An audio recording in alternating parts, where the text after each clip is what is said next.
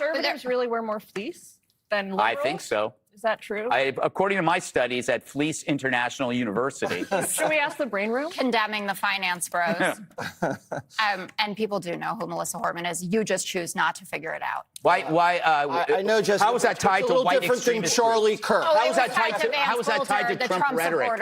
How is that tied to Trump rhetoric? Can you make the link? You can't. But we can sit here all day and you can talk about what happened at the Walmart in El Paso. You can talk about what happened in Dayton, Ohio. But the other thing is, okay, I do, and then you tell but me you don't have. You can't trace it back to a Yes, you source. You can't say Trump said go out. Trump didn't say go out and get in their face. Pipe bomber. Although I remember Democrats do that quite often. Who said in court, I was inspired by Donald Trump. All right, welcome in, everybody. So glad you clicked on this one. So we've got a Fox panel sitting around talking about the White House Correspondents Dinner, and it starts off light, a little banter, a few jokes about lettuce of all things. Then Greg decides to build a case that political anger only flows in one direction in this country, and Jessica is sitting right there with the receipts. What happens over the next few minutes is a man laying out an argument and getting it dismantled piece by the person next to him, live on their own network. Do yourself a favor and stay with this all the way through, because the strongest exchange doesn't show up until the back half, and you will not want to catch it secondhand. And while you're here, drop a comment and let me know what city or country you're watching from. I love seeing how far this thing travels, and I read way more of those than you'd expect. All right, let's get into it. Jessica, are you expecting a flame job? Do you think he's going to dial it back? No, I believe he's emboldened in the last 6 weeks, or how long has it been? It's been 2 months. 2 months. Plus. So I don't know. I have heard he was a big fan of the material that he had for round one. So I'm sure some will be recycled, and then I'm sure there will be new hits based on the last few weeks of grave injustices that the press has served him. There is an interesting tension going on, putting aside the threat situation and the Hitler talk. But President Trump has had a contentious relationship with the press since he ran for president the first time, enemy of the people, et cetera. And he has been the quote-unquote most transparent, if you consider that to be the most available, not necessarily in the quality of the availability or the level of honesty in the availability, but he's in front of you. But just this week, the DOJ had to withdraw subpoenas for New York Times journalists' phones, the ones who accurately reported that Qatari Force One was not up to snuff from a national security standpoint. And he has a long record of going after the press and after the First Amendment. So I'm curious as to see whether the press members that are being honored or the head of the White House Correspondents Association will make mention of that unhealthy relationship. Is he going to just honor Fox reporters? Maybe. I think Ducey should get an award. Is Ducey getting an award tonight? I don't know, but Ducey asked the best question of his career today in the Oval Office, the lettuce question. The president seemed like completely stumped. Like Ducey said to him, Mr. President, when are Americans going to be able to eat lettuce again? And the president just looked at him like, who wants to eat lettuce? Like, why are you asking me such a stupid question? Like he wasn't aware of the dirty lettuce?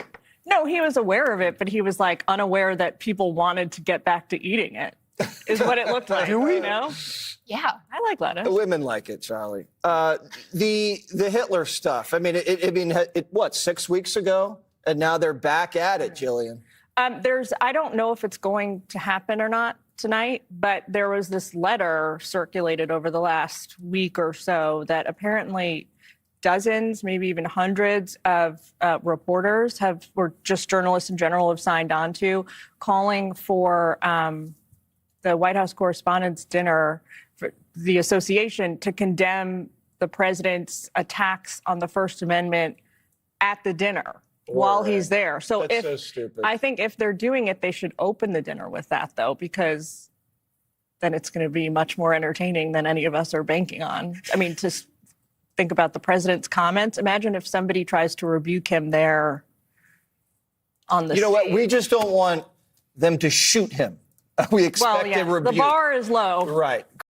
This is the part everybody scrolls past, and it is the most important stretch of the entire panel. Jessica draws a line that almost nobody in media bothers to draw anymore. She said this: most transparent, if you consider that to be the most available, not necessarily in the quality of the availability or the level of honesty. Being in front of a camera constantly is not transparency, it is volume, and volume can bury you. If 90 things get said in an hour, reporters can only check 3, and the other 87 float off into the world as if they were true. That is not openness, that is flooding the zone. Then she brings the receipt, and watch how fast the table moves past it. Jessica said this: the DOJ had to withdraw subpoenas for New York Times journalist phones, the ones who accurately reported that Qatari Force One was not up to snuff from a national security standpoint. Read that again. Not reporters who got it wrong, reporters who got it right. Nobody at that table wanted to sit in that fact for 5 seconds. And here is what people do not realize. America has already run this experiment. In 1798, Congress passed the Sedition Act, and the government began prosecuting newspaper editors for criticizing the administration in power. Editors went to jail, real ones. The backlash was so severe that the party behind it lost the very next election, and the law was allowed to expire. Same instinct, different suit. Then Gillian Turner brings up the letter. She said this: dozens, maybe even hundreds of alleviations reporters have, or just journalists in general, have signed on to calling for the White House Correspondents Dinner, the association to condemn the president's attacks on the First Amendment. And the response is that it is stupid, not wrong, not inaccurate, stupid. Then Jesse Waters slides in with the line about how they just do not want anyone hurting him, and the room laughs it off. That pivot is the tell. When you cannot answer the substance, you change the subject to safety and hope nobody notices the swap. Greg? Well, that's the kind of stupidity in this whole conversation. We're talking about Trump's vicious material, which are jokes. None of his jokes ever got anybody killed. You know, no one's shooting Rosie O'Donnell because he says she's fat. However, not putting aside the Hitler baby and the ethnic cleansing and fascism and dictator, that did get people shot at. I'm curious, you know, you have both sides can have intense, irrational feelings about politics, but it's one side that is more likely to be violent. The data is there. We know this. And by the way, your eyes see it, how violent and uncivil the left are. You see the protests, the screaming, the unstable behavior, the intolerant reactions to anybody that dare engage them. You know, the only reason why they cling to January 6th is because that's the only protest we've ever had. Good luck finding another. Because Unite the Right. When was that? In Charlottesville. Thank you. SPLC. Good job on that one. Here's the reason. I forgot it. Yes, there are no neo-Nazis. So here's the reason, okay? The side that is the most violent and irrational is the side that claims to be the most compassionate and caring. How can that be? Because that identity allows them, it gives them the free pass to be violent and uncivil. They feel so deeply about the world and about humanity and what Doge is doing to Nepal that only a moral person would react with rage and violence. But then let's look at the right.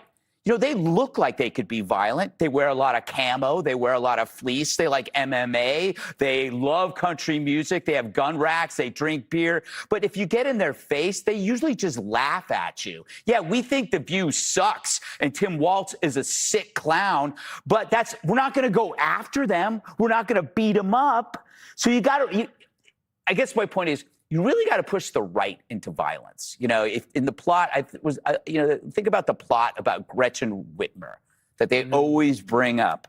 Efforted by multiple undercover agents, 3 informers, 12 operatives who prominently played an active role in the logistics and the training sessions for this kidnapping. You look at, I'm glad you brought up the, whatever that march to whatever in Charlottesville, totally efforted by SPLC. They got engaged. They helped get the transportation there. So we can sit here, we can talk about, oh, everybody else gets threats. Nothing is as substantial and credible as the stuff Trump has gone through. None. Okay, so now Greg gets the floor, and I need you to watch what happens to his argument in real time, because it does not survive 90 seconds. His entire foundation is that harsh words from one direction are just comedy, and harsh words from the other direction get people hurt. Same behavior, two completely different verdicts. That is not a principle, that is a preference. But then he overreaches, and this is the moment. He claims there is only one protest anyone can point to, and he actually taunts the table. Then he said this: "Good luck finding another," because he does not even get to finish the sentence. Jessica hands him Charlottesville instantly, and Greg, live on air, says thank you, and then Jessica delivers the knife with 3 words. She said this: "Here's the reason I forgot it." That is the whole thing in miniature. He did not have a case. He had a memory that only stores one side of the ledger, and the second somebody filled in the gap, he had to pivot to blaming an advocacy group for organizing the thing he had just claimed never existed. And then he says the quiet part completely out loud. Greg said this: "You really gotta push the right into violence." Sit with that sentence. He meant it as a compliment.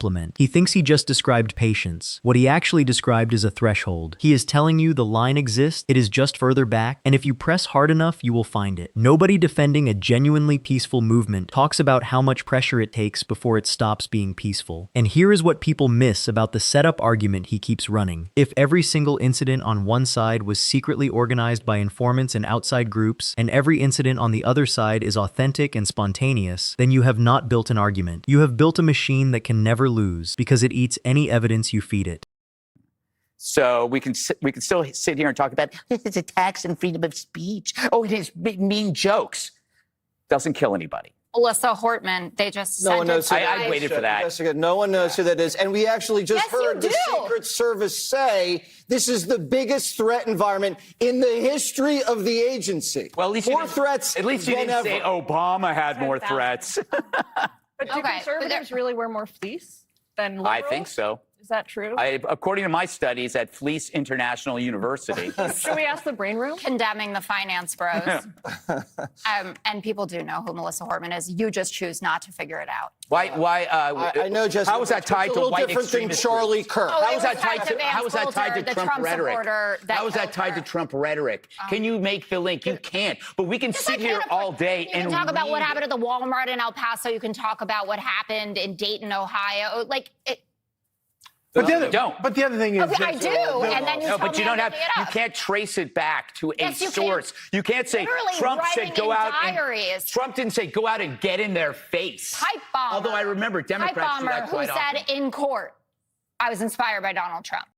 Oh no. The moment Jesse Waters said no one knows who that is, that was the mask completely off, because a name had just been put on the table. A state lawmaker, a real person in her own home, taken from her family in a targeted political attack. And the response from the panel was not sorrow. It was not even acknowledgement. It was that she is not famous enough to count. I want you to understand how brutal that is as a standard. Under that logic, political violence only matters if the victim has a big enough following. If nobody knows your name, your death is a rounding error in somebody's argument. That is not a debate position. That is a filter for deciding whose life is allowed to be evidence. And then, seconds later, the same person reaches for the biggest threat environment in the history of the agency to prove how serious things have gotten. So the threat level is historic and urgent when it protects the argument, and completely unknown when it inconveniences the argument. You cannot hold both of those in the same minute and expect anyone to take you seriously. Jessica does not let it slide either, and this is the line of the whole segment. She said this: "You just choose not to figure it out. Choose. That is the correct word. Not ignorance. Not a gap in the reporting. A decision. Some names get looked up and some names do not. And the sorting happens before anybody opens a browser. Then comes the demand. Prove the link. Trace it back. You cannot. And the answer arrives immediately in the form of a man who stood in an actual courtroom under oath and said out loud who inspired him. That is not a theory. That is not a partisan interpretation. That is testimony on the record in front of a judge. And the panel talks straight over it, because sitting with it for even 1 second would end the whole conversation. Here is where I land. The standard being defended is not really a standard at all. It is a rule that applies to everyone except the people applying it. And a rule like that only holds up as long as nobody at the table is willing to say the missing name out loud. Somebody finally did. So what do you guys think of this? Leave your thoughts down in the comments. Please like and subscribe, and I will see you in the next video.